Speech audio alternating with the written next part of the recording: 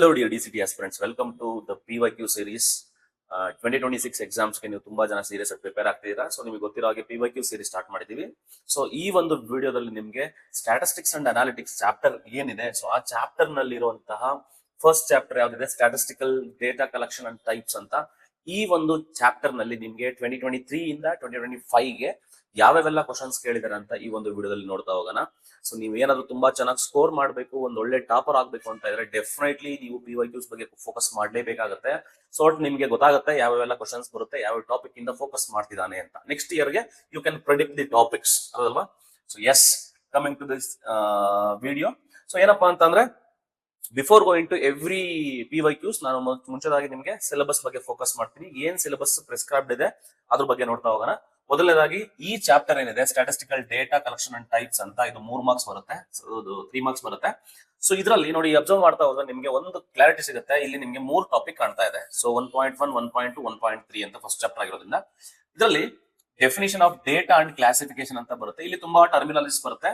ಇದ್ರ data classification, ಇದ್ರ ಮೇಲೆ ಒಂದು ಕ್ವಶನ್ ಎಕ್ಸ್ಪೆಕ್ಟ್ ಮಾಡ್ತಾ ಹೋಗ್ಬೋದು. ಅಂದ್ರೆ ನಿಮ್ಗೆ ಕ್ವಾಲಿಟೇಟಿವ್ ಡೇಟಾ ಮತ್ತೆ ಕ್ವಾಂಟಿಟೇಟಿವ್ ಡೇಟಾ, ಡಿಸ್ಕ್ರೀಟು, ಕಂಟಿನ್ಯೂಯಸ್, ನಾಮಿನಲ್ಲು, ಆರ್ಡಿನಲ್ಲು, ಅದೇ ತರ ನಿಮ್ಗೆ ಪ್ರೈಮರಿ ಮತ್ತೆ ಸೆಕೆಂಡರಿ ಡೇಟಾ ಮೇಲೆ ತುಂಬಾ ಕ್ವಶನ್ಸ್ ಕೇಳಿದಾನೆ. ಸೊ ಅದು ಗೊತ್ತಿರಬೇಕು. ಒಂದು ಸೆಕೆಂಡ್ ಟಾಪಿಕ್ ಬಂದ್ಬಿಟ್ಟು ಡೇಟಾ ಕಲೆಕ್ಷನ್ ಟೂಲ್ಸ್ ಅಂತ.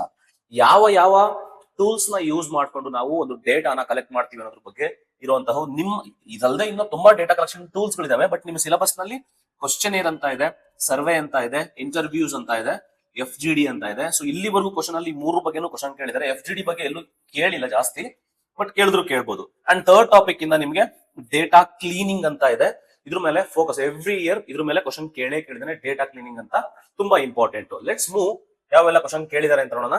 ಸೊ ನಿಮ್ಗೆ ಗೊತ್ತಿರ್ಬೇಕು, ಹೊಸ ಪ್ಯಾಟರ್ನ್ ಬಂದ್ಬಿಟ್ಟು 2023 ಇಂದ ಶುರುವಾಗಿರೋದ್ರಿಂದ ನಿಮ್ಗೆ ಈ ಚಾಪ್ಟರ್ ಗಳ ಕ್ವಶನ್ಸ್ PYQs ಸಿಗೋದು 2023 ಇಂದ 2025, 23, 24, 25 ಮಾತ್ರ ಸಿಗುತ್ತೆ.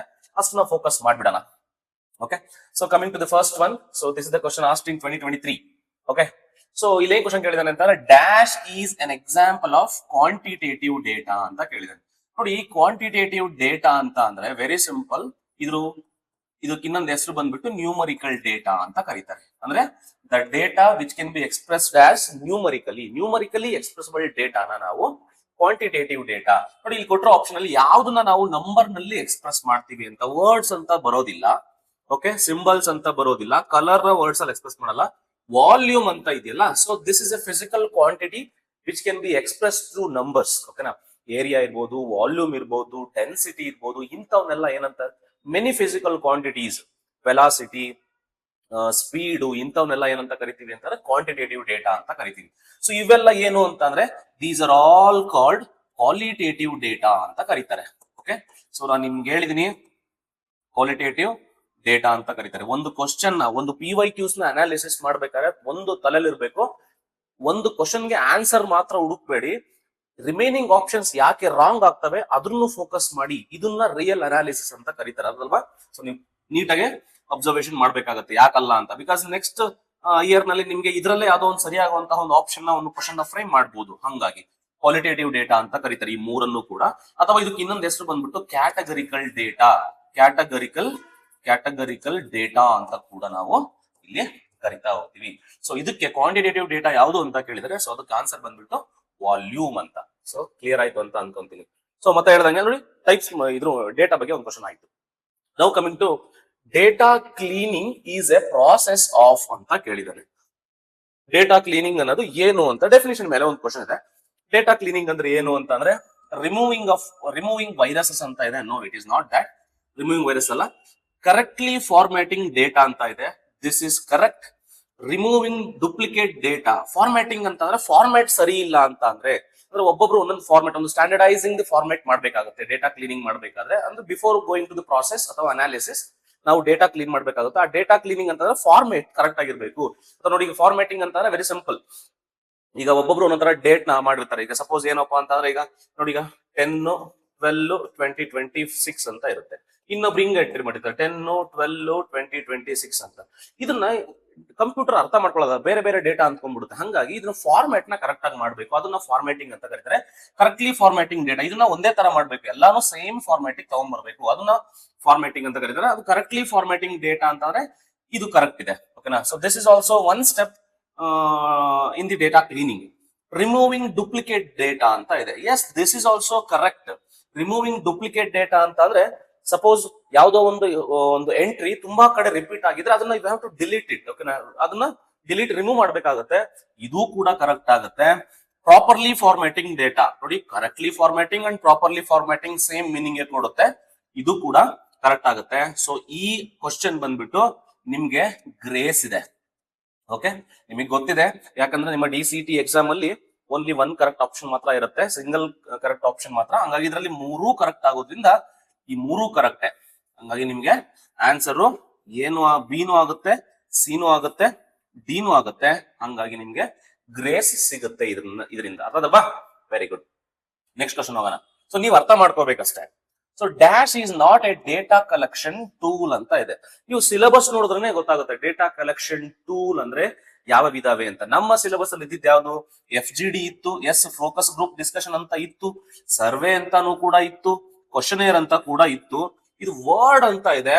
ವರ್ಡ್ ಅನ್ನೋದು it is not A tool, it is a data, qualitative data ಅಂತ ಕರೀತಾರೆ.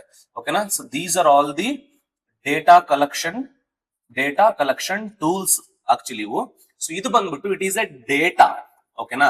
ವರ್ಡ್ ಅಂದ್ರೆ data, it is A quantitative data, qualitative data ಅಂತ ಕೂಡ ನಾವು ಹೇಳ್ಬೋದು. ಹಂಗಾಗಿ this is not a data collection tool. Not ಅಂತ ಇದ್ದಾಗ ಕೇರ್ಫುಲ್ ಆಗಿ ಅಬ್ಸರ್ವ್ ಮಾಡ್ಬೇಕಾಗತ್ತೆ.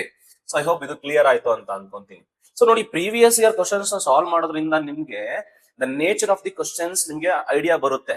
ಯಾವ್ಯಾವ ತರ ಕ್ವಶನ್ಸ್ ಕೇಳ್ತಾನೆ, ಸಿಮಿಲರ್ ಟೈಪ್ ಆಫ್ ಕ್ವಶನ್ಸ್ ನಾನು ಫೋಕಸ್ ಮಾಡ್ತಾ ಹೋಗ್ಬೇಕು ಅಂತ. ನೀವು PYQs ನೇ ಸಾಲ್ವ್ ಮಾಡಿಲ್ಲ ಅಂತಂದ್ರೆ ಕಷ್ಟ ಆಗತ್ತೆ.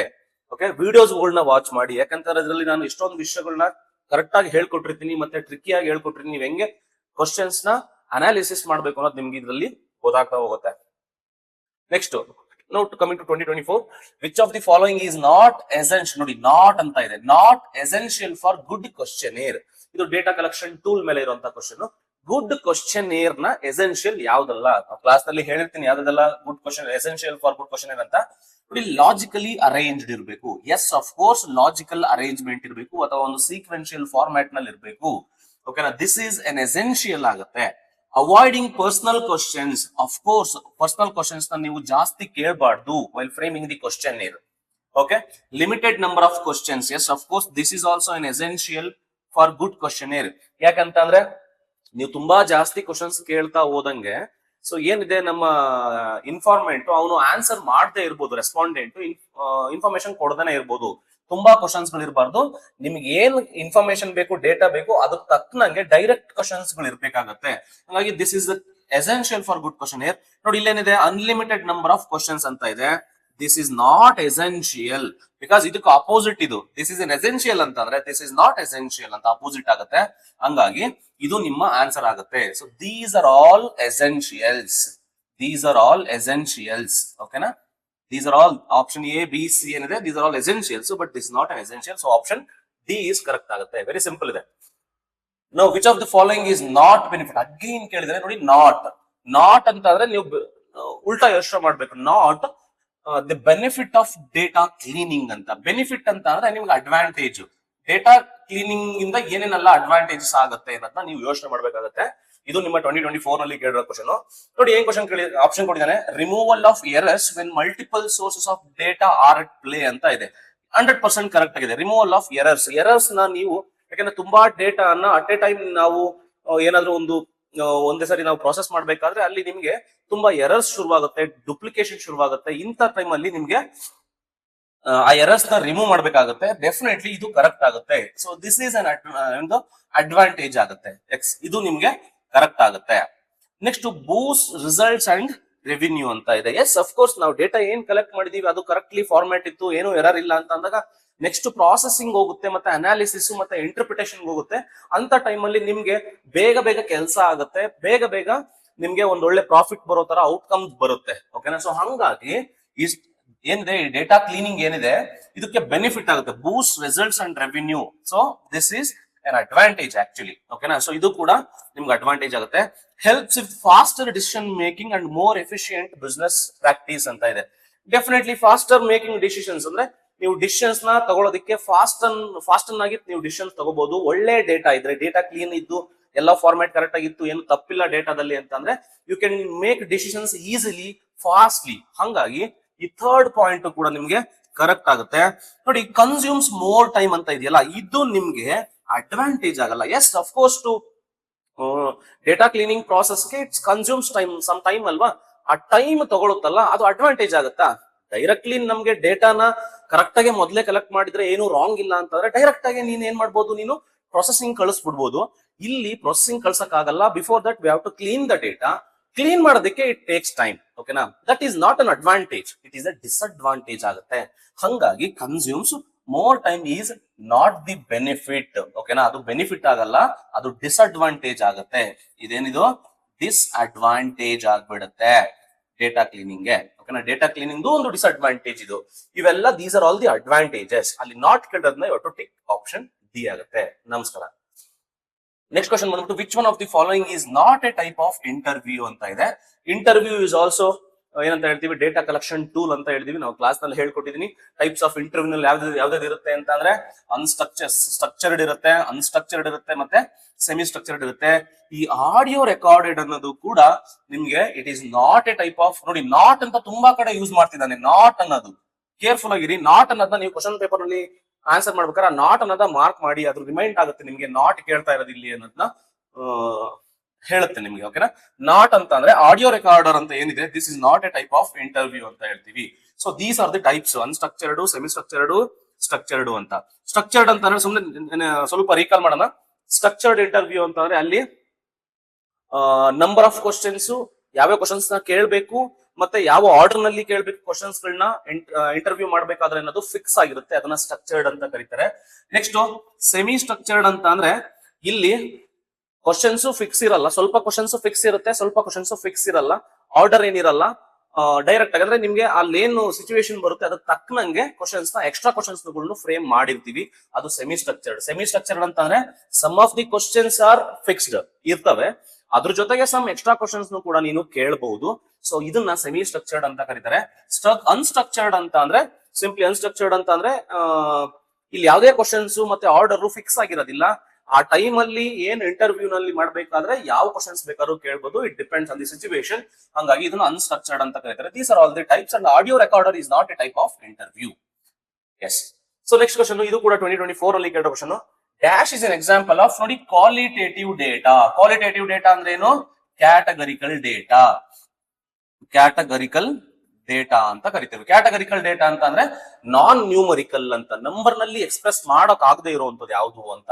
ನೋಡಿ, temperature is an numerical data. Basically it is a quantitative data. ನೋಡಿ, ಪ್ರೈಸ್ 10 ರೂಪಾಯಿ 5 ರೂಪಾಯಿ ಅದೆಲ್ಲ ನಂಬರ್ ಅಲ್ಲಿ. ಏರಿಯಾ ಅಷ್ಟೇ, is a physical quantity. Area, volume, density, temperature ಇವೆಲ್ಲ ಕೂಡ ಏನಾಗುತ್ತೆ?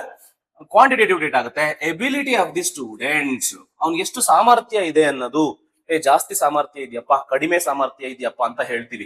ಅವನಿಗೆ 1 ಸಾಮರ್ಥ್ಯ ಇದೆ, 2 ಸಾಮರ್ಥ್ಯ ಇದೆ ಅಂತ ಎಲ್ಲೂ ಹೇಳೋದಿಲ್ಲ. ಸೊ ಹಂಗಾಗಿ ability of the students is A qualitative data ಆಗುತ್ತೆ. ಸೊ ಹಾಗಾಗಿ ಈ ಕ್ವಶನ್ ಗೆ ಆನ್ಸರ್ ಬಂದ್ಬಿಟ್ಟು ಆಪ್ಷನ್ ಬಿ ಆಗುತ್ತೆ. ಇವೆಲ್ಲ ಯಾಕೆ ಆಗಲ್ಲ ಅಂತಂದ್ರೆ ರಿಮೈನಿಂಗ್ ಆಲ್ ಎಂತ ಡೇಟಾ? ನ್ಯೂಮರಿಕಲ್ ಡೇಟಾ ಅಥವಾ ಕ್ವಾಂಟಿಟೇಟಿವ್ ಡೇಟಾ ಅಂತ ನಾವು ಕರಿತಾ ಹೋಗ್ತೀವಿ. Yes. So next again one more question. Direct personal observation is a method of data collection of what ಅಂತ ಇದೆ.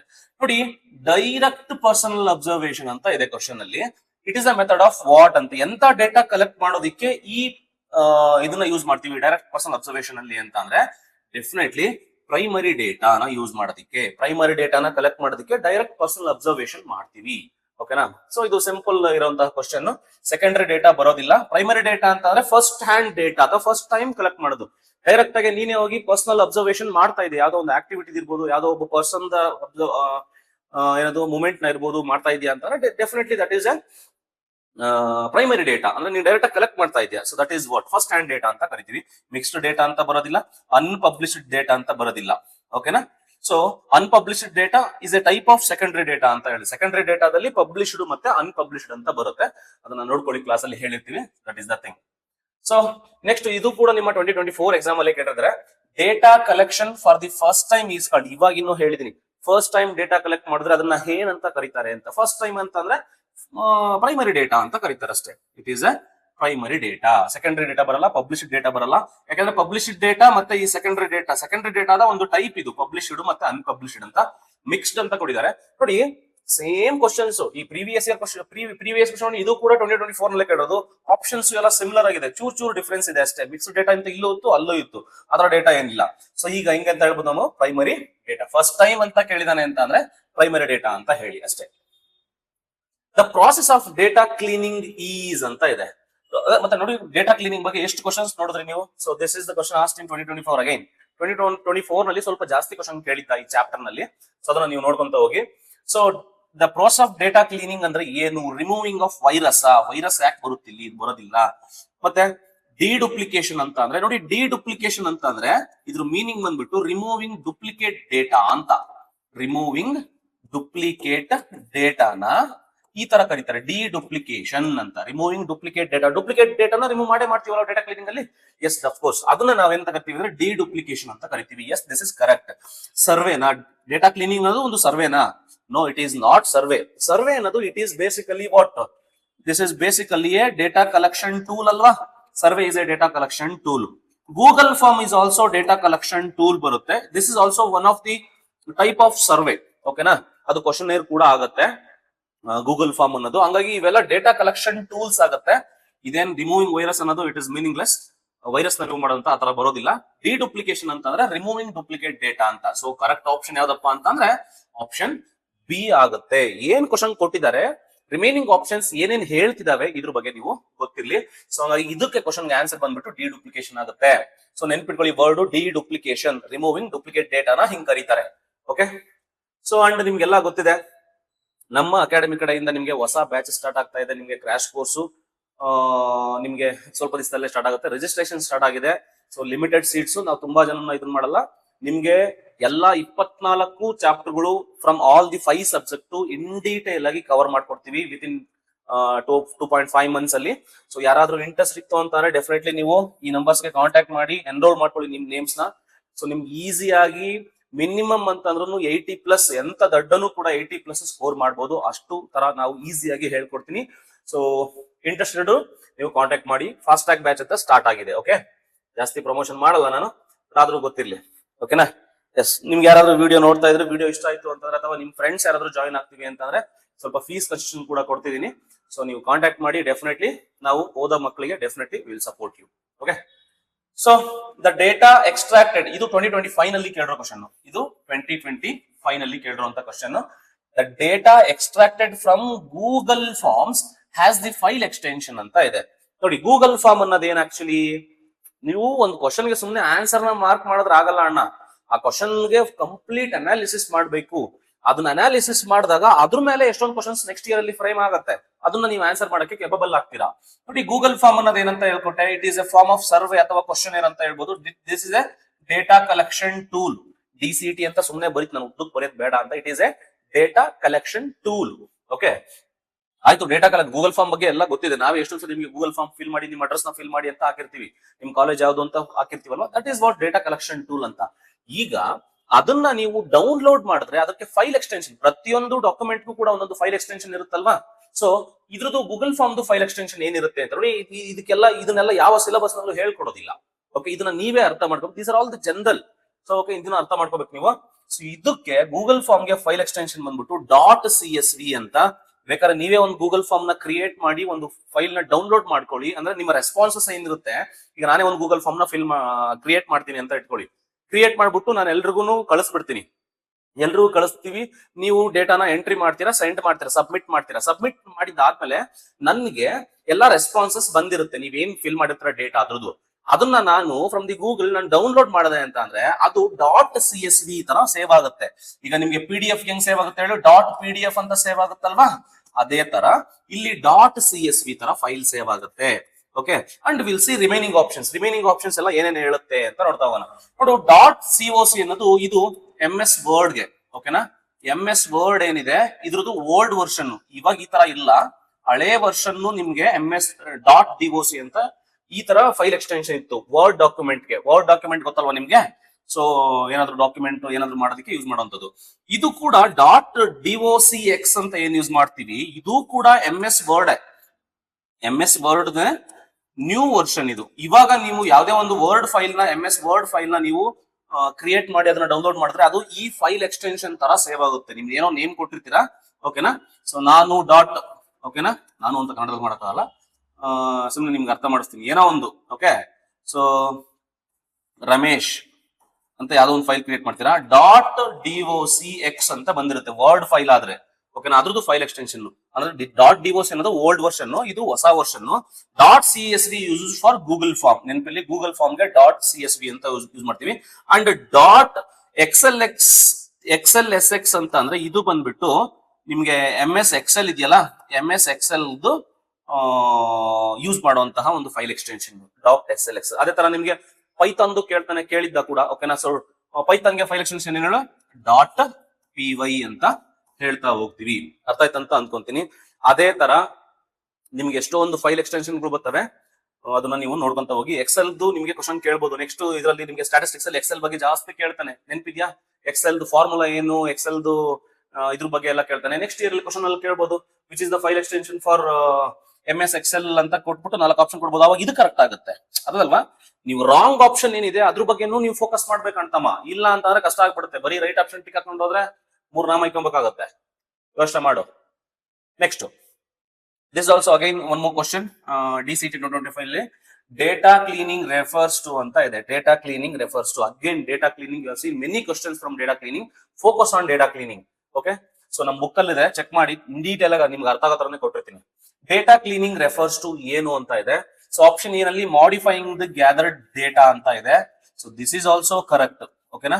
ಮಾಡಿಫೈಯಿಂಗ್ ದ ಗ್ಯಾದರ್ಡ್ ಡೇಟಾ, ಹೌದು, ನಾವೇನ್ ಡೇಟಾ ಕಲೆಕ್ಟ್ ಮಾಡ್ತೀವಿ ಅದನ್ನ ಮಾಡಿಫೈ ಮಾಡ್ತೀವಲ್ವಾ. ಏನೋ ಮಿಸ್ಟೇಕ್ಸ್ ಇರುತ್ತೆ ನಿಮ್ಮಲ್ಲಿ, ಔಟ್ಲೈಯರ್ಸ್ ಎಕ್ಸಿಸ್ಟ್ ಆಗುತ್ತೆ, ಕರೆಕ್ಟ್ಲಿ ಫಾರ್ಮ್ಯಾಟಿಂಗ್ ಇರೋದಿಲ್ಲ, ಅದನ್ನ ಮಾಡ್ತೀವಿ. ಇನ್ನು ಮತ್ತೆ ಡೂಪ್ಲಿಕೇಟ್ ಡೇಟಾನ ರಿಮೂವ್ ಮಾಡ್ತೀವಿ, ಸ್ಟ್ಯಾಂಡರ್ಡೈಸ್ ಫಾರ್ಮ್ಯಾಟ್ ಅಲ್ಲಿ ಮಾಡ್ತೀವಿ. ಇದನ್ನೆಲ್ಲ ಮಾಡ್ತೀವಿ ಅಂತಂದ್ರೆ ವಿ ಆರ್ ಮಾಡಿಫೈಯಿಂಗ್ ಇಟ್. ಆ ಡೇಟಾನ ಮಾಡಿಫೈ ಮಾಡ್ತಾ ಇದೀವಿ ಬಿಫೋರ್ ಏನದು ಅದನ್ನ ಕಳ್ಸೋದ್ಕಿಂತ, ಪ್ರೊಸೆಸಿಂಗ್ ಅಥವಾ ಅನಾಲಿಸಿಸ್ಗೆ, ಇಂಟರ್ಪ್ರಿಟೇಷನ್ ಗೆ ಕಳ್ಸೋದ್ಕಿಂತ ಮುಂಚೆ we have to modify the data. Yes, this is correct. ಮತ್ತೆ adding data to the gathered data ಅಂತ ಇದೆ. ಹೌದು, some of the data we have to add before data cleaning ಅಲ್ಲಿ, ಅದನ್ನು ಕೂಡ ಮಾಡ್ತೀವಿ. ಈ ಕ್ವಶನ್ ಬಂದ್ಬಿಟ್ಟು ಸ್ವಲ್ಪ ರಾಂಗ್ ಇದೆ ಅಂತ ಅನ್ಸುತ್ತೆ. ಸೊ ಹಾಗಾಗಿ ಇದು ಕರೆಕ್ಟ್ ಆಗುತ್ತೆ. And adding data to the gathered data, ಇದು ಕರೆಕ್ಟ್ ಆಗುತ್ತೆ. ಅಂದ್ರೆ ಆಪ್ಷನ್ ಎ ಕೂಡ ಕರೆಕ್ಟ್, ಆಪ್ಷನ್ ಬಿ ಕೂಡ ಕರೆಕ್ಟ್. ಈಗ ಆಪ್ಷನ್ ಬಿ ಹೆಂಗ್ sir correct? Adding data to the gathered data ಅಂತಂದ್ರೆ ನೋಡಿ, ನಿಮ್ಗೆ ಯಾವ್ದಾದ್ರು ಒಂದು ಡೇಟಾ ಫಿಲ್ ಆಗಿರಲ್ಲ ಅಂತ ಇಟ್ಕೊಳ್ಳಿ, ಓಕೆನಾ. ಸೊ ಎಂಟಿ ಇರುತ್ತೆ ಅಂತ ಅನ್ಕೊಳ್ಳಿ. ಅಂತ ಟೈಮ್ ಅಲ್ಲಿ ನೀವು ಅಲ್ಲಿ ಡೇಟಾನ ಎಂಟ್ರಿ ಮಾಡ್ಬೇಕಾಗುತ್ತೆ. ಅಂದ್ರೆ by using some of many tools ಇರ್ತವೆ, okay. So you take the mean of the average ತಗೊಬಹುದು, ಅಥವಾ ಮೀನು, ಮೀಡಿಯನ್, ಸೆಂಟ್ರಲ್ ಟೆಂಡೆನ್ಸೀಸ್ ನ ಯೂಸ್ ಮಾಡ್ಕೊಂಡು ನೀವು ಅಲ್ಲಿ ಡೇಟಾ ಫಿಲ್ ಮಾಡ್ಬೇಕಾಗುತ್ತೆ. ಅಂದ್ರೆ you are adding the data ಅಂತ. ಯಾವ್ಯಾವ ಡೇಟಾ ಎಂಟ್ರಿ ಆಗಿರಲ್ಲ ಅಂತ ಟೈಮ್ ಅಲ್ಲಿ ನೀವು ಆಡ್ ಮಾಡಬಹುದು ಡೇಟಾನ. ದಟ್ ಈಸ್ ಆಲ್ಸೋ ಕರೆಕ್ಟ್ ಆಗುತ್ತೆ. ಇದಕ್ಕೆ ಗ್ರೇಸ್ ಸಿಕ್ಕಿತ್ತು, ಇನ್ಫ್ಯಾಕ್ಟ್ ಹೇಳ್ಬೇಕಂತ ಅಂದ್ರೆ 2025 ನಲ್ಲಿ ಇದಕ್ಕೆ ಗ್ರೇಸ್ ಸಿಕ್ಕಿತ್ತು. And removing the data from the gathered data ಅಂತ ಇದೆ. ಆಬ್ವಿಯಸ್ಲಿ ಅಲ್ವಾ, removing the data from the gathered, ಏನ್ ಡೇಟಾ ಕಲೆಕ್ಟ್ ಮಾಡಿರ್ತೀವಿ ಅದರಲ್ಲಿ ನಿಮ್ಗೆ ಎಷ್ಟೊಂದು ಡೇಟಾ ನಿಮ್ಗೆ ರಿಮೂವ್ ಮಾಡೋ ತರ ಇರುತ್ತೆ, ಡುಪ್ಲಿಕೇಶನ್ ಇರುತ್ತೆ, ನಿಮ್ಗೆ ಔಟ್ಲೈಯರ್ಸ್ ಎಕ್ಸಿಸ್ಟ್ ಆಗುತ್ತೆ. ಅಂತ ಡೇಟಾಗಳನ್ನೆಲ್ಲ ಏನ್ ಮಾಡ್ಬೇಕು ನೀವು? ಯು ಹ್ಯಾವ್ ಟು ರಿಮೂವ್ ಅಲ್ವಾ. So removing the data from the gathered data, this is also correct ಆಗುತ್ತೆ. And processing the data according to the defined problem statement ಅಂತ ಇದೆ. ಇಲ್ಲಿ ಪ್ರೊಸೆಸಿಂಗ್ ಬರೋದಿಲ್ಲ, this is not the correct answer. Processing ಆಗೋದು ಯಾವಾಗಪ್ಪ ಅಂದ್ರೆ after data cleaning. Data clean ಆದ್ಮೇಲೆ ನಾವು ಪ್ರೊಸೆಸಿಂಗ್ ಕಳಿಸ್ಕೊಡ್ತೀವಿ. ಸೊ ಅವಾಗ ನಾವು ಪ್ರೊಸೆಸಿಂಗ್ ಅನ್ನೋದು ನೆಕ್ಸ್ಟ್ ಸ್ಟೆಪ್ ಆಗುತ್ತೆ. ಆಕ್ಚುಲಿ ಡೇಟಾ ಕ್ಲೀನಿಂಗ್ ಆದ್ಮೇಲೆ ಬರುವಂತದ್ದು ಪ್ರೊಸೆಸಿಂಗ್, ಹಾಗಾಗಿ ಇದಾಗಲ್ಲ. ಹಾಗಾಗಿ 3 ಆಪ್ಷನ್ ಕರೆಕ್ಟ್ ಆಗುತ್ತೆ. ಸೊ ಹಂಗಾಗಿ ಈ ಕ್ವಶನ್ಗೆ ನಿಮ್ಗೆ 3 ಆನ್ಸರ್ ಕರೆಕ್ಟ್. ನಿಮ್ಗೆ ಎಲ್ಲರಿಗೂ ಗ್ರೇಸ್ ಸಿಕ್ಕಿತ್ತು ಇದಕ್ಕೆ 2025 ನಲ್ಲಿ ಕೇಳೋ ಕ್ವಶನ್ಗೆ. Yes, coming to the next question. So this the match the following question ಕೇಳಿದಾನೆ. ತುಂಬಾ ಕ್ವಶನ್ಗಳನ್ನ ಈ ತರ ನಿಮ್ಗೆ ಕ್ವಶನ್ ಅಲ್ಲಿ ಕೇಳ್ತಾನೆ. 2026 ಎಕ್ಸಾಮ್ ಅಲ್ಲೂ ಕೂಡ match the following, assertion, reasons, ಇಂಥ ಕ್ವಶನ್ಸ್ ಎಕ್ಸ್ಪೆಕ್ಟ್ ಮಾಡ್ತಾ ಹೋಗ್ಬೋದು. Yes, so match the following ಅಂತ ಕೇಳಿದಾನೆ. ಡೇಟಾ ಅಂದ್ರೆ ಏನು ಅಂತ. ಡೇಟಾ ಅಂತಾರೆ ಡೆಫಿನೆಟ್ಲಿ ಫ್ಯಾಕ್ಟ್ಸ್ ಅಂಡ್ ಫಿಗರ್ಸ್ ಅಂತ ಹೇಳ್ಬೋದು. ಡೆಫಿನೆಟ್ಲಿ ದಿಸ್ ಇಸ್ ಕರೆಕ್ಟ್ ಅಂತ ಹೇಳ್ಬೋದು. ನೋಡಿ ಇದು ನೋಡಿ, ಕ್ವಾಂಟಿಟೇಟಿವ್ ಡೇಟಾ ಅಂತ ಇದೆ. ಡಿ ಗೆ ಸೆಕೆಂಡ್ ಒನ್ ಕರೆಕ್ಟ್ ಆಗುತ್ತೆ ನೋಡಿ. ನಂಬರ್ ಆಫ್ ಸ್ಟೂಡೆಂಟ್ಸ್ ನ ನೀವು ನಂಬರ್ ನಲ್ಲಿ ಎಕ್ಸ್ಪ್ರೆಸ್ ಮಾಡ್ಬೇಕು. ಈಗ D4 ಆಗ್ಬೇಕು, D2 ಆಗ್ಬೇಕಲ್ವಾ. ನೋಡಿ D2 ಆಗೋದು ನೋಡಿ, ಇದ್ರಲ್ಲೂ ಆಗಲ್ಲ, ಇದ್ರಲ್ಲೂ ಆಗಲ್ಲ. D2 ಇವೆರಡರಲ್ಲಿ ಒಂದಿದೆ. ಅಂಡ್ ಡೇಟಾ ಅಂತ ಅಂದ್ರೆ ಫ್ಯಾಕ್ಟ್ಸ್ ಅಂಡ್ ಫಿಗರ್. 1 ಗೆ 4 ಆಗ್ಬೇಕು, 1 ಗೆ 4 ಎರಡರಲ್ಲೂ ಇದೆ. ಆಯ್ತು, ಸೆಕೆಂಡ್ ಒನ್ ನೋಡೋಣ. ಕ್ವಶನ್ ಯಾವ್ದ್ರ ಮುಖಾಂತರ ಕೇಳ್ತೀವಿ ನಾವು? ಗೂಗಲ್ ಫಾರ್ಮ್ ಮುಖಾಂತರ ಕೇಳ್ಬೋದಲ್ವಾ. Google form is a type of question ಅಂತ ಹೇಳ್ಬೋದು. ಹಂಗಾಗಿ ಬಿ ಗೆ 3 ಆಗುತ್ತೆ. ಬಿ ಗೆ 3 ಯಾವ್ದಿದೆ? ಆಪ್ಷನ್ ಸಿ ಆಗುತ್ತೆ. ಅಂಡ್ ಸಿ ಏನಾಗುತ್ತೆ ನೋಡು, ಇಂಟರ್ವ್ಯೂ ಅನ್ನೋದೇನು? ಇಂಟರ್ವ್ಯೂ ಅಂತ ಅಂದ್ರೆ it is basically a survey method. ಓಕೆನಾ, ಸರ್ವೆ ಮಾಡೋದನ್ನ ಇಂಟರ್ವ್ಯೂ ಅಂತ ಕೂಡ ಕರೀತಾರೆ. ಸೊ ನಿಮ್ಗೆ ಫಸ್ಟ್ ಒಂದು ಡೇಟಾಗೆ ಫ್ಯಾಕ್ಷನ್ ಫಿಗರ್ಸ್ ಆಗುತ್ತೆ, ಕ್ವಶನ್ ಏರ್ಗೆ ಮತ್ತೆ it is Google form is a questionnaire, ಹಂಗಾಗಿ ಕ್ವಶನ್ ಏರ್ಗೆ ಗೂಗಲ್ ಫಾರ್ಮ್ ಆಗುತ್ತೆ, ಇಂಟರ್ವ್ಯೂಗೆ ಸರ್ವೆ ಆಗುತ್ತೆ, ಕ್ವಾಂಟಿಟೇಟಿವ್ ಡೇಟಾಗೆ number of students appearing for the exam ಆಗುತ್ತೆ. ಹಂಗಾಗಿ ಆಪ್ಷನ್ ಸಿ ನಿಮ್ಗೆ ಕರೆಕ್ಟ್ ಆನ್ಸರ್ ಆಗುತ್ತೆ. ನೋಡಿ ಈ ತರ ಕ್ವಶನ್ ಅಲ್ಲಿ ನೋಡಿ ಎಷ್ಟು ಟಾಪಿಕ್ಸ್ ನ ಒಂದೇ ಕ್ವಶನ್ ಅಲ್ಲಿ ಕವರ್ ಮಾಡ್ಕೊಟ್ಟಿದ್ದಾನೆ. ಈ ತರ ಕ್ವಶನ್ಸ್ ಗಳನ್ನ, ಮ್ಯಾಚ್ ದ ಫಾಲೋಯಿಂಗ್ ಕ್ವಶನ್ಸ್ ಗಳನ್ನ ನೀವು ಫೋಕಸ್ ಮಾಡಬೇಕಾಗುತ್ತೆ ನೆಕ್ಸ್ಟ್ ಫ್ಯೂಚರ್ ಎಕ್ಸಾಮ್ಸ್ ಗಳಿಗೆ. ಸೊ ಐ ಹೋಪ್ ಅರ್ಥ ಆಯ್ತು ಅಂತ ಅನ್ಕೊಂತೀನಿ. ಅಂಡ್ ನಿಮ್ಗೆಲ್ಲ ಈ ತರ ಕ್ವಶನ್ಸ್ ಗಳು ತುಂಬಾ ಹೈಲಿ ಚೆನ್ನಾಗಿರೋ ಕ್ವಶನ್ಸ್ ಗಳು, match the following, assertion reason questions ಗಳೆಲ್ಲ ಬೇಕು ಅಂತಂದ್ರೆ ನಮ್ಮ ಅಭ್ಯಾಸ ಅಕಾಡೆಮಿ ಕಡೆಯಿಂದ ನಿಮ್ಗೆ DCET ಬುಕ್ ಅವೈಲೇಬಲ್ ಇದೆ. ನಿಮ್ಗೆ ಯಾರಿಗಾದ್ರೂ ಬೇಕು ಅಂತಂದ್ರೆ ನಿಮಗ 20% ಡಿಸ್ಕೌಂಟ್ ಅಲ್ಲಿ ನಾವು ಬುಕ್ ನ ಕೊಡ್ತಾ ಇದೀವಿ. ತುಂಬಾ ಚೆನ್ನಾಗಿರೋ ಬುಕ್, ಥಿಯರಿ ಪ್ಲಸ್ MCQs ಮತ್ತೆ ಚಾಪ್ಟರ್ ವೈಸ್ PYQs ಗಳಿದಾವೆ. ನಿಮಗೆ PYQs ನ ಸುಮ್ನೆ ನೀವು ಯಾವ್ದೋ ಒಂದು ಕ್ವಶನ್ ಫಾರ್ ನೋಡಿದ್ರೆ ಗೊತ್ತಾಗಲ್ಲ. ಚಾಪ್ಟರ್ ಕೆಳಗಡೆ ಅದ್ರ PYQs ಇದ್ದಾಗ ನಿಮಗೆ ಅನಾಲಿಸಿಸ್ ಈಸಿ ಆಗುತ್ತೆ. ಯಾವ ಕ್ವಶನ್ ಕೊಟ್ಟಿದ್ದಾನೆ ಅಂತ ನಿಮಗೆ ಗೊತ್ತಾಗ್ತಾ ಹೋಗುತ್ತೆ. ಹಂಗಾಗಿ ಇದೆಲ್ಲ ಬುಕ್ ಇರೋದು ನಮ್ಮ ಬುಕ್ ಅಲ್ಲಿ ಮಾತ್ರ. ಸೊ ಹಂಗಾಗಿ ಈ ಬುಕ್ ನ ಪರ್ಚೇಸ್ ಮಾಡಿ ಬೇಕಿರೋರು. ಮತ್ತೆ ಅರೌಂಡ್ 3200 ಪ್ಲಸ್ ಕ್ವಶನ್ಸ್ ಗಳನ್ನ ಇನ್ವಾಲ್ವ್ ಮಾಡಿದೀವಿ. ಕೇರ್ಫುಲಿ ಸೆಲೆಕ್ಟೆಡ್ ಕ್ವಶನ್ಸ್ ಗಳು ಇರ್ತವೆ. ಸೊ ಅದನ್ನೆಲ್ಲ ಸಾಲ್ವ್ ಮಾಡಿ ಇಟ್ ಈಸ್ ಇನಫ್. ನೀವು ಬುಕ್ಸ್ ಒಂದು ಓದಿದ್ರೆ ಸಾಕು, ನೀವು ಕ್ಲಾಸ್ ಕೇಳಿ ಬುಕ್ಸ್ ಓದಿದ್ರೆ it's more than enough. Okay, so ನೀವು ಬರೀ ಬುಕ್ಸ್ ಓದ್ತೀವಿ ಅಂತಾರೆ, ಡೆಫಿನೆಟ್ಲಿ ನೀವು ಎಲ್ಲ ಬೇರೆ ಕಡೆ ಸೇರ್ಕೊಂಡಿದ್ರು ಬುಕ್ಸ್ ನಾದ್ರು ಓದ್ತೀವಿ ಅಂತಾರೆ, ಡೆಫಿನೆಟ್ಲಿ ಬುಕ್ ನ ಪರ್ಚೇಸ್ ಮಾಡಿ, ಬುಕ್ ನ ಸ್ಟಡಿ ಮಾಡಿ, ತುಂಬಾ ಹೆಲ್ಪ್ಫುಲ್ ಆಗುತ್ತೆ. ಅಂಡ್ ನೀವೇನಾದ್ರೂ ಮಾಕ್ ಟೆಸ್ಟ್ ಅಥವಾ ನಮ್ಮ ಎಷ್ಟೊಂದು ಇದನ್ನ ಫ್ರೀ ಕಂಟೆಂಟ್ ಗಳು ಇರ್ತವೆ. ನಮ್ಮ ಆಪ್ ಇದೆ, ಅಭ್ಯಾಸ ಲರ್ನಿಂಗ್ ಆಪ್ ಅಂತ. ಈ ಆಪ್ ನ ಡೌನ್ಲೋಡ್ ಮಾಡ್ಕೊಳ್ಳಿ, ನಿಮ್ಗೆ ಎಷ್ಟೊಂದು ಫ್ರೀ ಕಂಟೆಂಟ್ ಅವೈಲೇಬಲ್ ಇರುತ್ತೆ. ಇದನ್ನ ಯುಟಿಲೈಸ್ ಮಾಡ್ಕೊಳ್ಳಿ. ಓಕೆನಾ, ಸೊ ಇದು ಪ್ಲೇ ಸ್ಟೋರ್ ಅಲ್ಲಿ ಅವೈಲೇಬಲ್ ಇರುತ್ತೆ, ಮತ್ತೆ ಆಪಲ್ ಫೋನ್ ಅಲ್ಲೂ ಕೂಡ ಅವೈಲೇಬಲ್ ಇರುತ್ತೆ. ಸೊ ಈ ಲಿಂಕ್ ಗಳೆಲ್ಲ ಡಿಸ್ಕ್ರಿಪ್ಷನ್ ಬಾಕ್ಸ್ ಅಲ್ಲಿ ಹಾಕಿರ್ತೀನಿ, ಅದನ್ನ ಒಂದ್ಸರಿ ನೋಡ್ಕೊಳ್ಳಿ. ನಮ್ಮ ಸೋಷಿಯಲ್ ಮೀಡಿಯಾ ಪ್ಲಾಟ್ಫಾರ್ಮ್ ಗಳು ನಿಮಗೆ ಯೂಟ್ಯೂಬ್ ಅಲ್ಲಿ ನೋಡ್ತಾ ಇದ್ರೆ ನಿಮ್ಗೆ ಗೊತ್ತಿರುತ್ತೆ ಯಾವ ತರ ಇದೆ ಅಂತ. ಯೂಟ್ಯೂಬ್ ಚಾನಲ್ ಇದೆ ಅಭ್ಯಾಸ DCET ಅಂತ, ನೀವು ನೋಡ್ತಿರೋದು ಇದ್ರಲ್ಲೇನೆ. ಸೊ ನಿಮ್ ಫ್ರೆಂಡ್ಸ್ ಗೆಲ್ಲ ಶೇರ್ ಮಾಡಿ. ಮತ್ತೆ ನಿಮ್ಗೆ ಇನ್ನೊಂದು, ಈ ಡಿಪ್ಲೊಮಾ DCET ಅಂತ ನಮ್ಮ ಇನ್ಸ್ಟಾಗ್ರಾಮ್ ಪೇಜ್ ಇದೆ. ದಯವಿಟ್ಟು ನಾವು ಇನ್ಸ್ಟಾಗ್ರಾಮ್ ಯೂಸ್ ಮಾಡಿ ಅಂತ ರೆಕಮೆಂಡ್ ಮಾಡಲ್ಲ, ಬಟ್ ಒಳ್ಳೆ ಕಂಟೆಂಟ್ ಕೊಡುವಂತ ಇನ್ಸ್ಟಾಗ್ರಾಮ್ ಪೇಜಸ್ ಗಳನ್ನ ಫಾಲೋ ಮಾಡಿ. ನಮ್ಮ ಏನಿದೆ ಪೇಜ್ ಇದೆ ಡಿಪ್ಲೊಮಾ DCET ಅಂತ, ತುಂಬಾ ಕಂಟೆಂಟ್ ಗಳನ್ನ ವೆರಿ ಇಂಟ್ರೆಸ್ಟಿಂಗ್, ನಿಮ್ಗೆ ಯು ಆಸ್ಕ್ ಐ ಸಾಲ್ವ್ ಅಂತ ಒಂದು ಸೀರೀಸ್ ಮಾಡಿದೀನಿ. ಅದರಲ್ಲಿ ನಿಮ್ಗೆ ನೀವು ಏನೇ ಡೌಟ್ ಕೇಳ್ಬೋದು, ಅದನ್ನ ಕ್ವಶನ್ಸ್ ನ ಸಾಲ್ವ್ ಮಾಡ್ಬಿಟ್ಟು ರೀಲ್ಸ್ ಮುಖಾಂತರ ನಿಮ್ಗೆ ಎಕ್ಸ್ಪ್ಲೇನ್ ಮಾಡ್ತೀನಿ. ಸೊ ಇಂತ ಕಂಟೆಂಟ್ ಇರುವಂತದ್ದು ಬೇಕಂತಂದ್ರೆ ನಮ್ಮ ಪೇಜ್ ನ ಫಾಲೋ ಮಾಡಿ, ನಿಮ್ಮ ಫ್ರೆಂಡ್ಸ್ ಜೊತೆನೂ ಕೂಡ ಶೇರ್ ಮಾಡ್ತಾ ಹೋಗಿ. Thank you so much.